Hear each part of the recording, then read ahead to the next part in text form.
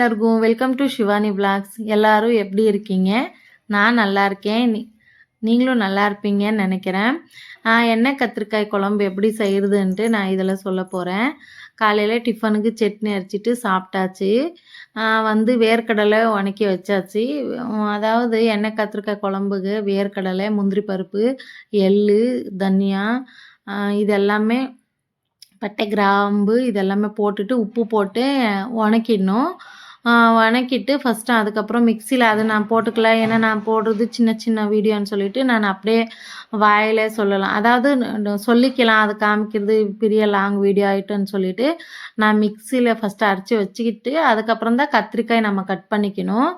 ஏன்னா கத்திரிக்காய் நம்ம முன்னாடியே ஃபஸ்ட்டு கட் பண்ணிட்டோம்னா என்ன ஆகிடும்னா தண்ணி எல்லாம் ஊறிடுச்சுன்னா குழம்பு என்ன ஆகிடுது, தண்ணி ஆகிடும். நம்ம என்னதான் கட்டியாக வச்சாலும் நம்ம வச்சதுக்கப்புறம் குழம்பு தண்ணி ஆயிடுச்சுன்னா அது அந்த கிரேவி இல்லாமல் குழம்பு ஆயிடுச்சுன்னா அது கொஞ்சம் பசங்க என்ன மம்மி கிரேவி வைக்க சொன்னால் இந்த மாதிரி தண்ணியாக வச்சிட்டிங்கன்னு சொல்லிடுவாங்க.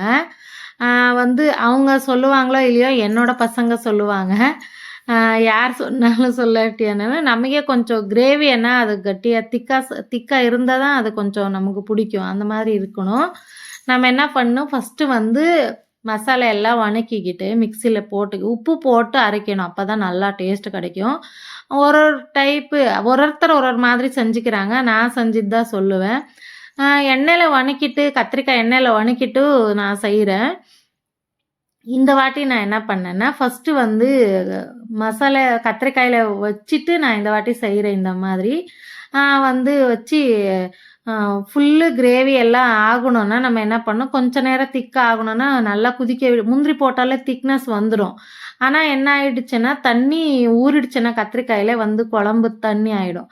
அதனால தான் நம்ம ஃபஸ்ட்டு மசாலா எல்லாம் அரைச்சிக்கிட்டு அதுக்கப்புறம் மசாலா கத்திரிக்காயில் போட்டுட்டு எண்ணெய் வச்சுட்டு பாண்டியில் வைக்கணும். இந்த வாட்டி நான் 2 குழம்பு பற்றி தான் சொல்ல போகிறேன். ஒன்று கத்திரிக்காய் கிரேவி, ஒன்று பச்சைப்பயிறு தால். இந்த பச்சைப்பயிறு தாலுக்கு பச்சைப்பயிறு, முந்திரி தாளிக்கும் போது முந்திரி நம்ம போட்டால் போடலாம், இல்லைன்னா இல்லை. எல்லா குழம்புக்கும் முந்திரி தாளித்தா அந்த அளவுக்கு டேஸ்ட் இருக்காது. ஏன்னா என்னோடய பசங்களுக்கு பிடிக்கும். நான் இப்போ கொஞ்சம் காலியாக இருந்தது, அதனால தான் நம்ம போடலாம். ரெஸ்டாரண்ட்டு தால் மாதிரி வரும், முந்திரி போட்டு நம்ம தாளித்தோம்னா. முந்திரி பச்சை மிளகாய் போட்டாலே ஒரு டேஸ்ட்டு கொடுக்கும். பூண்டு தட்டி போட்டு தாளிக்கணும். ஃபஸ்ட்டு கத்திரிக்காய் தான், அதோட அவ்வளோதான் நான் வச்சுட்டேன். நான் என்ன சொல்ல வந்தேன்னா, கட் பண்ணிவிட்டு ஃபஸ்ட்டு தண்ணியில் நம்ம போடக்கூடாது. மசாலா அரைச்சிக்கிட்டு தான் நம்ம அதுக்கப்புறம் கட் பண்ணிவிட்டு டைரெக்டாக பாண்டில் வச்சுட்டு அதில் நம்ம கத்திரிக்காயில் மசாலையில் வச்சுட்டு போட்டு செஞ்சோம்னா சூப்பரான டேஸ்ட்டில் கிடைக்கும். அதுக்கப்புறம் நான் பாத்திரம்லாம் எடுத்து வச்சுட்டு பருப்பு மைசூர் பருப்பு, பச்சைப்பயிறு, இது தால் போட்டுட்டு நான் கொஞ்சம் வேக வச்சிட்டேன். ஒரு 4-5 விசில் விட்டுக்கிட்டு அவ்வளோதான், கொஞ்சம் பயிர் எடுத்துக்கலாம் அதுலேருந்து அப்படின்னு சொல்லிட்டு எடுத்து வச்சுட்டேன். எடுத்து வச்சுட்டு எல்லாம் நம்ம கட் பண்ணிவிட்டு தக்காளியும் வெங்காயம் கட் பண்ணி பூண்டு முன்னாடியே உரித்து வச்சுட்டு ஒரு இடத்துக்கு, அதாவது ஒரு வாரமாகவே நான் வெளியே, அதாவது வீடியோ பண்ணுறதுக்கான வேலை எதுவும் இல்லாமல் இருந்தது. சரி ஓகேன்னு சொல்லிட்டு நான் குழம்புதே காமிச்சிடலாம் இந்த வாட்டின்னு 2 குழம்பு காமிச்சிட்டேன். நல்லாவே இருக்கும். நீங்கள் இந்த மாதிரி ட்ரை பண்ணி பாருங்கள். எனக்கு தால் சப்பாத்திக்கு ரொம்ப பிடிக்கும். ஏன்னா ரெஸ்டாரண்ட் தால் மாதிரியே இருக்கும். நம்ம இப்படி செஞ்சோம்னா அது மைசூர் பருப்பு போட்டால் நல்லாயிருக்கும், கொஞ்சோண்டு போடணும். அதே மாதிரி பாசிப்பருப்பு, பச்சைப்பயிறு இந்த 3 போடணும் போதும். பருப்பு போடுறவங்க போடுவாங்க, கடலை பருப்பும் கொஞ்சம் போடுறவங்க போடுவாங்க. அது தாலுக்கு ஒரே பச்சைப்பயிறு போட்டு பண்ணாலும் நல்லாயிருக்கும். இந்த மாதிரி மிக்ஸு பருப்பு போட்டு செஞ்சாலும் நல்லா தான் இருக்கும். சோம்பு போடணும் தாளிக்கும் போது. சோம்பு போட்டால் தான் நல்லா டேஸ்ட்டு வாசனையாக ரெஸ்டாரண்ட்டு ஸ்டைலில் கிடைக்கும் நமக்கு. முந்திரி இல்லாதனால நான் அப்படியே தாளிச்சிட்டேன். சும்மா 4 போட்டால் போதும், நல்லாயிருக்கும். அதே மாதிரி பச்சை மிளகாய் தாலுக்கு எப்போவுமே நம்ம போடணும். அப்போ தான் ஒரு நல்ல டேஸ்டியான தால் கிடைக்கும். செஞ்சு வச்சுட்டு அதுக்கப்புறம் நான் தாலுக்கு அதுலேருந்து ஒரு 4 பருப்பு ஒரு கிண்ணத்துல பருப்பு எடுத்து வச்சுட்டேன். அம்மா சொல்லுவாங்க எப்பவுமே, "பருப்பு நீ வேக வச்சேன்னா பசங்களுக்கு அதில நாட்டு சர்க்கரை போட்டு கொடும்மா. பசங்களுக்கு ஹெல்தின்னு" சொல்லுவாங்க. சரி ஓகேன்னு சொல்லிட்டு அதில நான் நாட்டு சர்க்கரை போட்டு கொடுத்துட்டு, நான் வந்து எடுத்து வச்சேன். என் பையன், என்னதான் எனக்கு டெஸ்ட் பண்ணுறீங்களா?" எனக்கு கொடுத்துட்டு, மம்மி நான் தான் உங்களுக்கு அடிச்சேனா? இது சாப்பிட்றதுக்கு பூண்டெல்லாம் இருக்கு" அப்படின்னேன். பூண்டு ஒரு 4 ஒண்ணே 1 கரண்டில இருந்தது தான் நான் போடும்போது தான் அதில கடிச்சிருக்கு தம்பிக்கு. பூண்டு, உப்பு எது இருந்தாலும் வயித்துல தானப்பா போகுது, நல்லாயிருக்கும் சாப்பிடுன்னேன். அவன் "இல்ல மம்மி எனக்கு வேணான்னு" சொல்லிட்டு இருந்தாங்க. ஒரே ஒரு ஸ்பூன் ஊட்டுனேன். "அம்மா டேஸ்ட்டா இருக்கு, எனக்கு கொடுங்கன்னு" சொல்லிட்டு அப்புறம் சாப்பிட்டாங்க. ஏன்னா வந்து உப்பு போட்டு வேக வைக்கிறனால நல்லா அது ஒரு டிஃப்ரெண்ட்டான டேஸ்ட் கிடைக்கும். பசங்களுக்கு அது தெரியாது.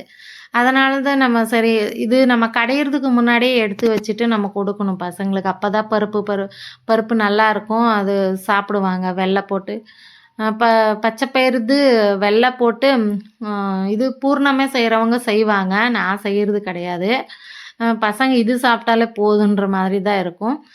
அதுக்கப்புறம் வடை சுட்டிருக்கேன் பச்சை பயிரில். இந்த ஃபஸ்ட் டைம் பசங்களுக்கு நாட்டு சக்கரை போட்டு கொடுத்தேன். அம்மா சொல்லுவாங்க, சின்ன வயசுலலாம் நம்ம வந்து இதுதான் உங்களுக்கு ஸ்நாக்ஸ்ன்னுவாங்க. நான் மறந்துட்டேன். சரி ஓகேன்னு சொல்லிட்டு அம்மா ஒரு கொஞ்ச நேரம் பேசினாங்க ஃபோன் பண்ணி. ஃபோன் பேசிவிட்டு அதுக்கப்புறம் நான் துணி மடிக்கலான்ட்டு வந்தேன். இந்த பக்கம் குழம்பு வச்சுட்டேன், இந்த பக்கம் வந்து துணி மடிக்க ஆரம்பிச்சிட்டேன். வீடெல்லாம் தொடங்கம்மா, நம்ம வெளியே போகணுன்னு சொல்லியிருந்தாங்க கோயிலுக்கு என்னோடய ஹஸ்பண்ட். சரி ஓகே, நான் வீடு துடைக்கிறது வீடியோ போடலாம், ஏன்னா நிறைய லாங் ஆகும், நம்ம போடுறதே 10 நிமிஷம் தானேன்னு சொல்லிட்டு 10 இல்லை, என்னோடது லாஸ்ட்டு 12, 13 அவ்வளோதான். சரி ஓகே மாமான்னு சொல்லிட்டு ஃபஸ்ட்டு நான் ஒன்று கேட்கணுன்னு நினைக்கிறேன். என்ன மாதிரி துணி மடிக்கிறதுக்கு யாருக்கெல்லாம் பிடிக்காதோ அவங்கெல்லாம் கமெண்ட்டில் சொல்லுங்கள். எனக்கு எப்போவுமே துணி மடிக்கிறதுன்றது எப்போவுமே பிடிக்கிறது இல்லை. அது என்னவோ தெரியல, போர் அடிச்சு அதை மடிக்கணுன்னாலே எனக்கு ரொம்ப கஷ்டமாக இருக்கும். சரி ஓகே, மடித்து வச்சுட்டேன். கஷ்டப்பட்டு மடிச்சுட்டு வீடெல்லாம் கொஞ்சம் கூட்டிட்டு க்ளீன் பண்ணிவிட்டு தொடச்சி முடிச்சுட்டு நான் இந்த வாட்டி வீடு தொடச்சிது. போன விளாகில் தொடச்சிது போட்டிருந்தேன். அதனால தான் இந்த வாட்டி நான் தொடச்சிது போடல. அதுக்கப்புறம் என் ஃப்ரெண்டு நானும் பேசிகிட்டு இருந்தோம். என்னென்னா அவங்க நான் நிறைய பேர்கிட்ட பார்த்துருக்கேன். என்ன சொல்லுவாங்க, எல்லாமே வந்து கடவுள் கொடுத்தா, நான் கேட்குறது என் ஃப்ரெண்டை கேட்டேன், எல்லாமே கடவுளுக்கு கொடுத்தா நம்ம கஷ்டம் வந்தப்போ தான் நம்ம சாமி கும்பிட்றோன்னு நம்ம யோசிக்கிறோம். ஏன்னா எல்லா சுகமும் கொடுத்துருக்கும்போது நம்ம எப்படி சாமி கும்பிட்றோம்? அதுக்கு தான் சென்டரில் சாமி கஷ்டமும் கொடுத்துருப்பாங்கன்னு சொல்லிட்டு என் ஃப்ரெண்டுக்கிட்ட பேசிகிட்டு இருந்தேன். என்னோடய ஸ்டோரியே ஒரு படம் ஆகிடும்னு சொல்லிட்டு பேசிவிட்டு சிரிச்சுக்கிட்டு அதுக்கப்புறம் நானும் இது பண்ணிவிட்டு வேலை முடிச்சிட்டேன். ஏன்னா எனக்கு 1 2 3 டைமு ஆக்சிடெண்ட் ஆகிருக்கிறது. அதனால தான் உன்னோட நீ சாவு 2 3 டைம் தொட்டுட்டு வந்துட்ட, அதனால தான் வந்து உன்னோட ஸ்டோரியே ஒரு படம் ஆகிடும் அப்படின்னு என் ஃப்ரெண்டுக்கிட்ட பேசிட்டு முடிச்சுட்டு அதுக்கப்புறம் முடிச்சிட்டேன். அந்த துணி மடிச்சுட்டு முடிச்சிட்டேன். என்னோடய பையன் எள்ளீர் வேணுமான்னு கேட்டிருந்தேன் என் பையனுக்கிட்ட. சரிம்மா போய் வாங்கிட்டு வரேன்னு சொல்லிட்டு வாங்கிட்டு வந்தாங்க. மம்மி நீ இது எள்ளீர் நிறைய இருக்குது, உன்னால் இது பிடிக்க முடியுமான்னா, ஏன்டா குட்றேன், எங்கள் அப்பா வந்து எப்படி எள்ளீர் இந்த மாதிரி இது எத்தனை எள்ளீர் கொடுத்துருப்பாங்கன்னு சொல்லிட்டு நான் செம்பில் போட்டு இது பண்ணிகிட்டு இருந்தேன். நீங்கள் கெத்து தான் மம்மின்னு சொல்லிட்டு வெட்டி கொடுத்தது அவர் தான். நான் செம்பில் கவுத்தி வச்சேன். அதுக்கு அவர் ஒரே சந்தோஷம்தான். சரி ஓகே, அது கிச்சன் தொடச்சிட்டு அதுக்கப்புறம் வீடியோ கொஞ்சம் உள்டாயிடுச்சு, இருக்கட்டும்னு சொல்லிட்டு நாங்கள் வேறு காரு பர்ச்சேஸுக்கு நாங்கள் புக் பண்ணியிருந்தோம். போயிட்டு எடுத்துகிட்டு வரலான்னு சொல்லிட்டு போயிருந்தோம். போயிட்டு அங்கெல்லாம் எடுத்துகிட்டு வர்றதுக்காக போனோம்.